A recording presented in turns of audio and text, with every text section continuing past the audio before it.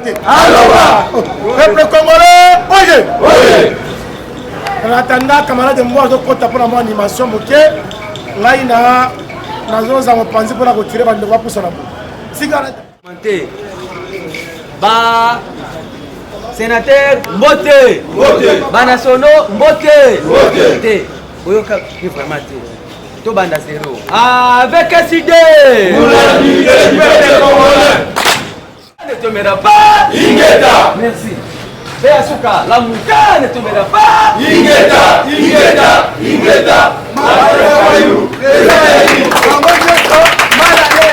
Congo, école bo. Signe unification. Congo, école bo. Merci Aya. Béasuka, Congo, école bo.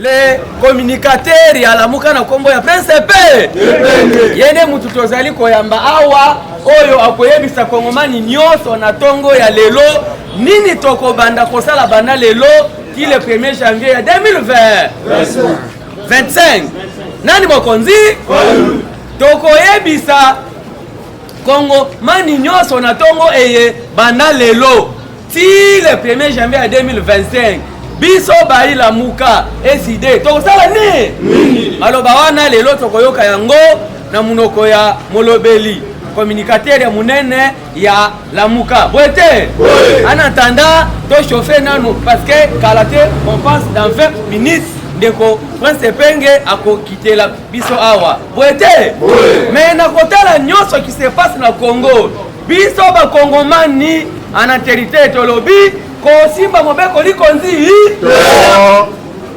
eyokanite na nyonso tout ce qui se passe au Congo bakongomani balobi okosimba mobeko likonzi na ini yo kilombo Kandegelo bomimboka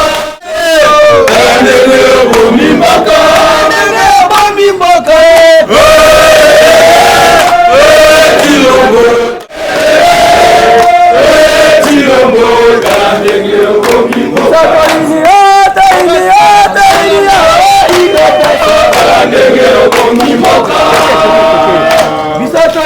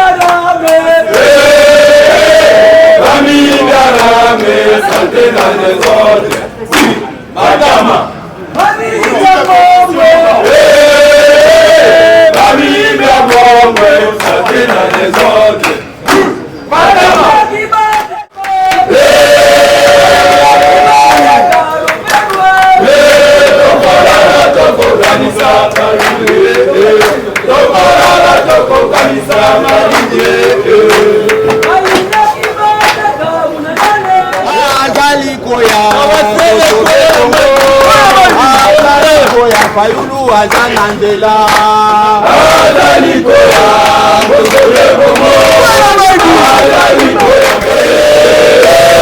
famille na bongo santé na désordre Matama famille biarame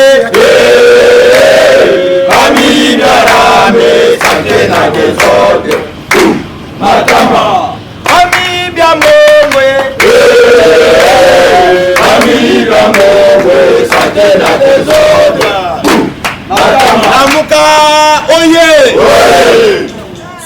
ekolo bo beya suka kongo ekolo bo moko Lamuka ne tombera jamais. Ingeta Comment on a fait un calade? C'est quoi mon geste? Peuple congolais.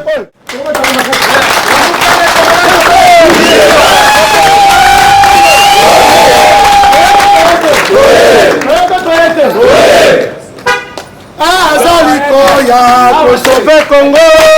Azali koya Fayulu azala nzela.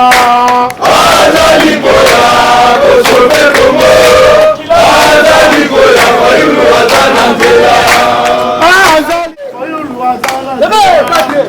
azali koya bosole bongo azali koya Fayulu aza na nzela Azali koya azali koya Fayulu aza na nzela Azali koya Fayulu Fayulu aza na nzela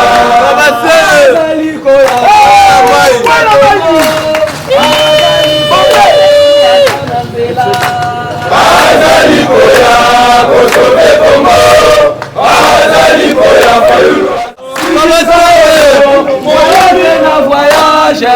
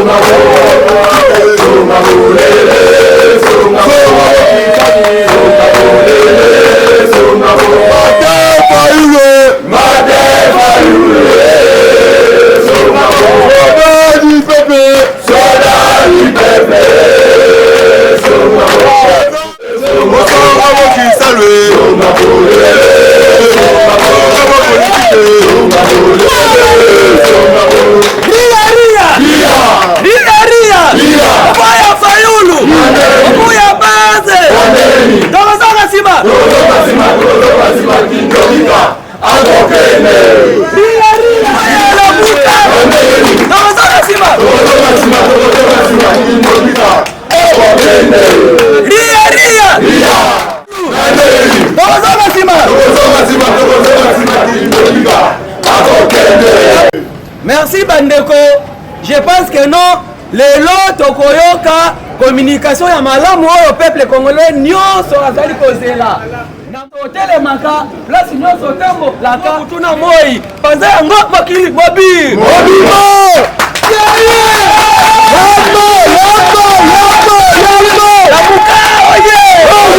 Ya koyebisa kongomani toza na mboka mosusu or bango baza na bamboka mibale 50 américain 50 corps yango tokobundela yango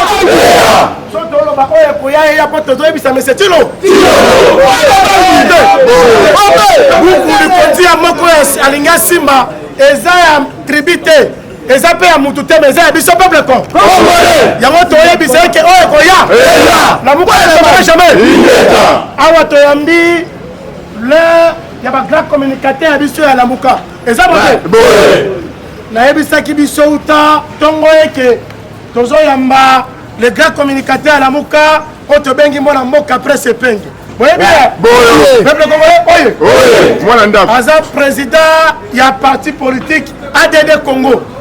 Aza l'un des grands communicateurs à Bissau à la Mouka. Aza Moete. Et c'est Robert Mamo Bakasi.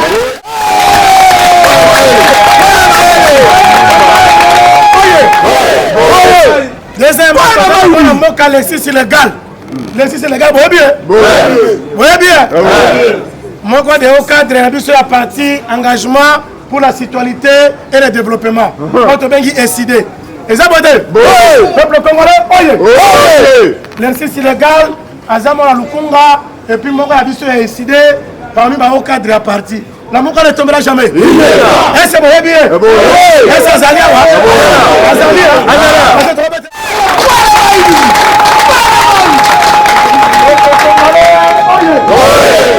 la bouche autorisée le président Eli Martefa. La Mouka ne tombera jamais. Prince Penge a un avocat sur mon côté. Mais il y a combien de présidents élus? Les abonnés. Ma vie de l'homme pour tous les comme on t'a marqué les côtés. Peuple congolais. Baye pour basa kolabalo bana poissa. Baye tout mauti on mon oncle tata mo konzi Martin Fayou. C'est ça. Toi kabamote. Baye bazali zinga ba ko pusana. Baye koyo kanini maekani mauti pa tata mo konzi a délégué biso. Baye lombe bi balé. Les abonnés. Peuple congolais. Oye. Vraiment la kosenga on peut se ma kutu na yo. Topeli kutu na yo. Oyo kanini maekani Baba c'est le point la maïdi. Okati ya monoko na bango sabote. Peuple congolais, oye. Tobeti suma boko makasi pour la bato bete ba makasi. Sabote. Ouais.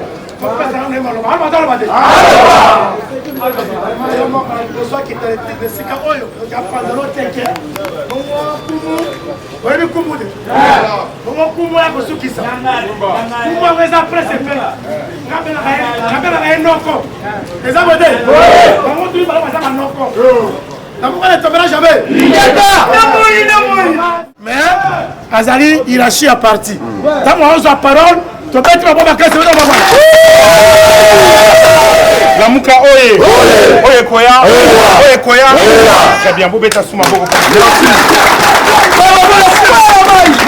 Lélo na Tongo.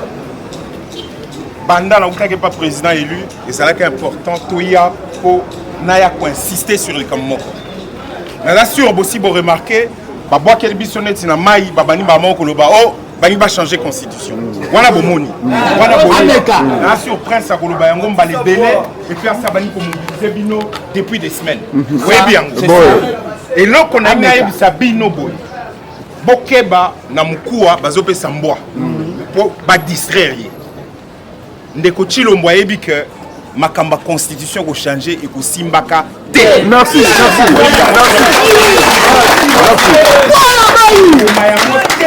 Jamais. Ata en matière attaque Kiti et Kosimba 2028 à Kangi Sakanae.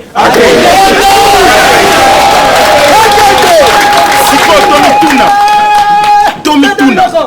Naïde na bango tang bazali kol babalobi constitution oyo ezali ko reflecter ba réalité ya Congo te. Nde batunyo se balimba yeba ba réalité ngo ya Congo ya sika eza wapi o constitution oyo ezali ko reflecter. Peut-être qu'à Bossani, peut-être qu'à Bossani. La réalité à Congo Zani.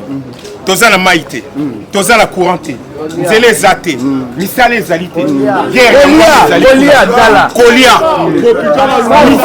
misale zalité. Oh, tokoki kolona, tu importes à Biloko, plus de 3 milliards par an. Biloko ministre des Affaires étrangères, il y a Rwanda. Alors que Batunyo so bayebi que bango nde bazonyonga biso bitumbezana bango aye na Goma na ba officier bino nyoso bomona ki lobby na télévision gouverneur militaire ayambie akatelier salut ndenge nini ozu image wana o memi yango pa bano lobby ministre oyo mboka na ye mutezaka agresser biso général oyo azali gouverneur militaire na cadre état de siège mutazali pour ça la que mboka kote ko yate mais ye mutayambi et puis akatelier salut bomona ki bino nyoso ndenga ba ko seka ndenge ministre rwandais wana ya affaires étrangères azoseka mpo bayambi ye na gouverneur militaire nayebisi bino bana mboka avant nasilisa makambo nazoyebisa bino tofungola misu babokeli biso mkuu akote oyo biso tozobundaka mpo na constitution kote oyo bamboka ezokende tozokomprendre lisusu eloko moko te bolobi toza na bitumba tosala boye te bolobi toza na bitumba musicien bino nyonso boyebi nga naza d'abord musicien moko te akende na rwanda parce que soki ake kuna aza patriote te ni te sikoyo rwandais mokonzi monene ya rwanda ye moko ministre affaires étrangères aye okomona bamuya ya bazoganga kuna eza barwandais aye na mboka oyo et puis ata baluka mutu mosusu mais gouverneur militaire ayambi na bahonneur militaire oko expliquer Congolais auto-étranger nini et ça te kamboka c'est bana et puis bino mo bozo yamba bango boye bana mboka bofungola misu toza déjà prêt pour na bitumba ya constitution et les kate tokobunda pacifiquement tokotambola tokosala toana ba stratégie na biso ayebi na 2013 ele kaka te tongo babandaka eza lelo ndeko lekate mais bokeba na mkuwa babwakeli mbwa tofungola misu pona makamba mboka ezokende tokomomonaka bakomi baninga na baninga bazako chacha ba makelele na suka toyo surtout kaka boye o te bon mamba constitution na tokosala ngo susu te mais to ebaka ndeni tokosolo la lisusu entre temps boye bisu nenga solo te mboka eseki voilà message na memena bino lelo en tout cas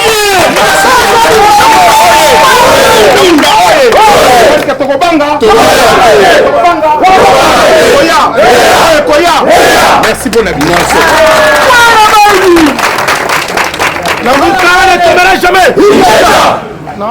C'est celui-là. Et après, Kadam en profite et récupère les territoires. Parce que Nanga a déjà menacé de déclarer l'indépendance des territoires qu'ils occupent. Est-ce que Félix ne serait pas en train de jouer le jeu de Kagame? Pendant que nous, l'opposition, nous disons unité pour gagner la guerre, lui il dit division pour changer la constitution. Ce n'est pas opportun. Ce n'est pas le moment.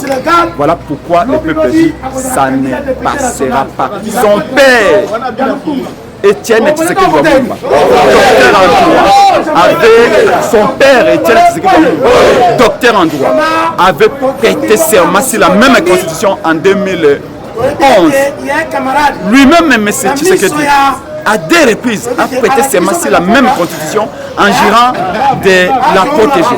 Et aujourd'hui, pour s'interniser au pouvoir, comme il est à ses proches, il va faire plus de 20 ans. Il veut changer la constitution. Et vous croyez que la République va se soumettre au caprice de Tshisekedi? Ça ne passera pas. S'il ose, Tshisekedi va fuir. Pour chasser l'exil au Congo. Ça n'est pas ça. Nous sommes prêts. Là, nous comme les jeunes, nous sommes prêts. Voilà pourquoi le peuple est déjà mobilisé.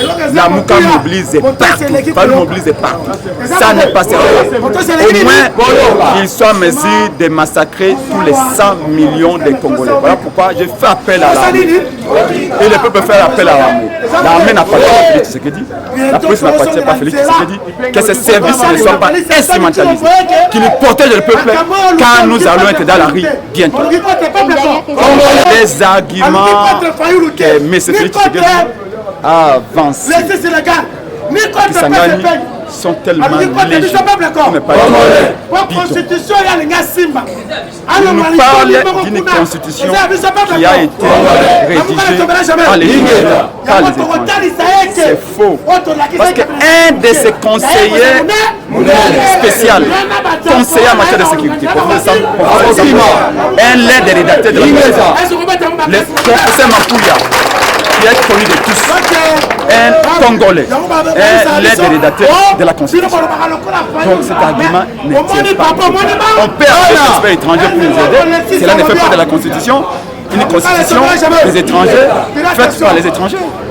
Quand il dit que la constitution est à la base de l'installation en état du gouvernement, cela ne tient pas debout. C'est même ridicule. Car s'il veut que le gouvernement qui viendront après lui puisse être installé à temps, eh bien, il faut tout simplement découpler l'élection présidentielle des élections législatives nationales et provinciales. Et pour cela, il faut tout simplement changer la loi électorale. Donc, on n'a besoin d'aller changer la constitution ou modifier un seul article de la constitution. Donc, voyez-vous, quand il parle que la constitution permet à ce qu'un président qui serait traître, qui arrive au pouvoir, puisse céder une partie du pays à un autre pays, il oublie que la même constitution dit que aucune cession de la terre du Congo ne peut se faire sans référendum. Et donc le peuple est un verrou important. Si jamais vous avez un fou qui arrive au pouvoir et qui trahit la nation et qui vend une terre du Congo, cela doit se passer par les référendums. Et le peuple ne l'acceptera pas. Donc le peuple ne votera pas pour cette vente ou cette cession de la terre. Ce qui fait que tous ces arguments que M. Félix Tshisekedi a avancés, Kisangani, sont tellement légers. Mais pas on nous parle d'une constitution qui a été rédigée par les étrangers. C'est faux.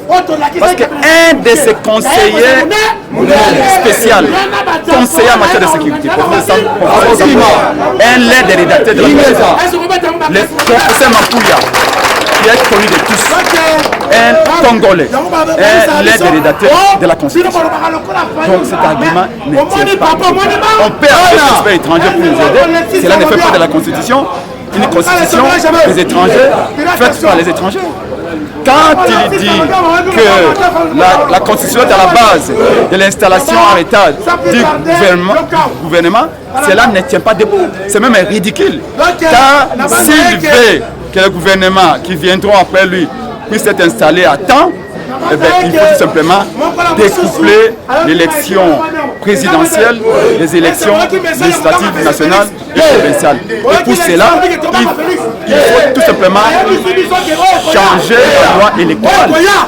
On a besoin d'aller changer la constitution ou modifier un seul article de la constitution. Donc, voyez-vous, quand il parle que la constitution permet à ce qu'un président qui serait traître, qui arrive au pouvoir, puisse céder une partie du pays à un autre pays, il oublie que la même constitution dit qu'aucune cession de la terre du Congo ne peut se faire sans référendum. Et donc le peuple est un verrou important. Si jamais vous avez un fou qui arrive au pouvoir et qui trahit la nation et qui vend une terre du Congo, cela doit se passer par les référendums. Et le peuple ne l'acceptera pas. Donc le peuple ne votera pas pour cette vente ou cette cession de la terre, ce qui fait que tous ces Félix Tshisekedi à Kisangani, d'abord, ou de primes abord, comment il peut nous tromper que c'est une constitution de belligérants qui a été composée ou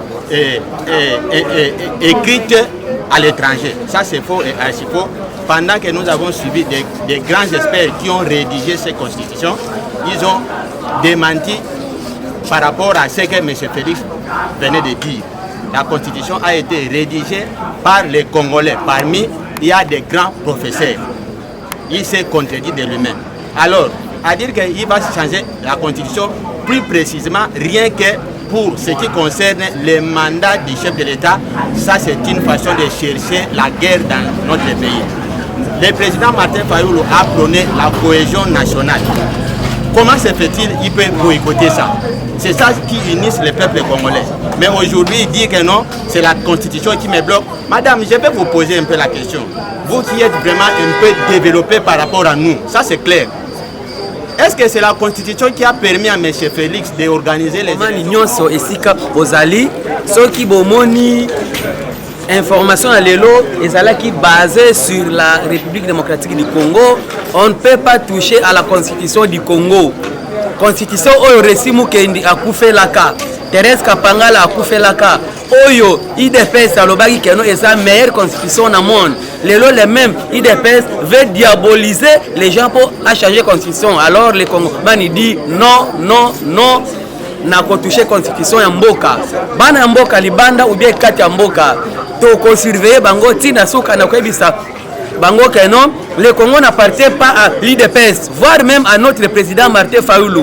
Non, mais le Congo appartient au peuple congolais. Congolais sont sur place aux alliés. Yebela yango zala angele zala sage moko te banda lelo ti mokolo Congo ekekufa akosimba constitution ya mboka priorité ya lelo eza kozwa kati ya territoire oyo IDPS azobosana keno eza na maboko ya rebelle priorité eza servir peuple congolais mais priorité ezali te ya kolongola constitution va changer yango. Dites-nous quel article qui vous a permis de ne pas servir le peuple congolais? Dites-nous quel article oyo ekale bino bo welela te ba territoire oyo nyonso eza na maboko ya peuple yango tolobi boye les hommes passent les institutions restent mais c'est Kabuya mise à garde le Congo ne t'appartient pas banda le loti lobby mais le Congo appartient à l'IDPS donc surveiller bino tina suka ne touchez pas à la constitution du Congo voulu ou pas bato libanda pe bato mboka to pesi merci na diaspora nyonso na manifestation na yeya la fois passée na kofongola peuple congolais misu on répète. Les hommes passent, les institutions restent. Comme Kabila avait passé, la constitution était là.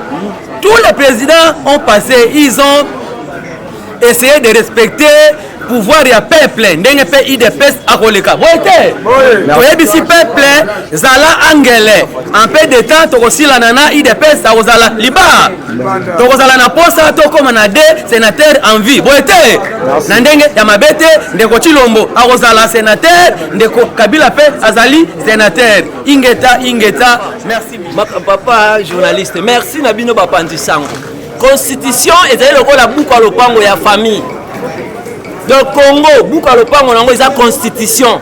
Buku ya lopango ya famille liko loba nini? Libumu ya noko ya tata ya koko biso nyonso tozala kati ya libota wana. Constitution ezali buku ya lopango papa na yete motatikelaka ye lopango au Congo. Congo ya limboka na biso ba Congolais papa. Akoko simba constitution ata muke amekate.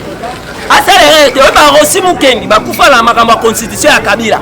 Bakapangala bakufa na ba constitution. Na moni ndeko Chilombo ba amu ale kuna na este kokiete. Yango alinga zonga ba constitution ol. Akanisa lolenge nini akoma kiwana. Bango mo bazoleka na kati etando tango bazoba ba nomination na bango nde ba nomaki. Élection ya 2018 ao. Elekana malamu te. Tomoni ndenge ni ko ba kongomani do votaka na ndenge bayaka kotela bito sutuki na tongo tomoni ekomi ndeko Chilombo. Awa na 2023 simulacre ndenge ni ba machine ibami ba biloko nyonso tomoni to bazoba te papa to ba ngombe te na kati ya batwa ngombe ozo bakati mutu mosusu yale ki bakati mutu te après parler malamu Kabila boloba ke Kabila za étranger Kabila ana moto awa te mais yo Chilombo amona mboko ana famille wa bande kwawa lokola yo lobiso to bimina nzela to aussi ana IDPS to bima na nzela yeba ngoke ndeko Chilombo to ko bima donc si la peine à IDPS babima on compter biso nombre c'est facile à compter nombre de militaires IDPS c'est facile à compter nombre de militaires SID mais ce n'est pas facile à compter peuple congolais donc on a eu au lobby que autant mobile c'est autant congolais de konanga lobby était au bima vieux obosani vieux papa tiana kenda atikala konya abiso atikala ko Congo abiso ke ba congolais ande IDPS pona ko bima nzela lokola mwa groupe ya bato keno kosangisa kuna na Kisangani okeno ko babiloba loba tangu to alaka to bando ke na Sainte Thérèse kende ko loba wana Sainte Thérèse esika to kendaka okende te pona ni okena point moko oluki quelques militants na yo na ba drapelo okelo babiloba ba vieux oza Congo tokosila na yo tangu tozo keno to yeke tokosila na yo ça Félix a travaillé malam pour l'intérêt général du peuple congolais et un article moko te ezo ça Félix a tonga bopito banzela.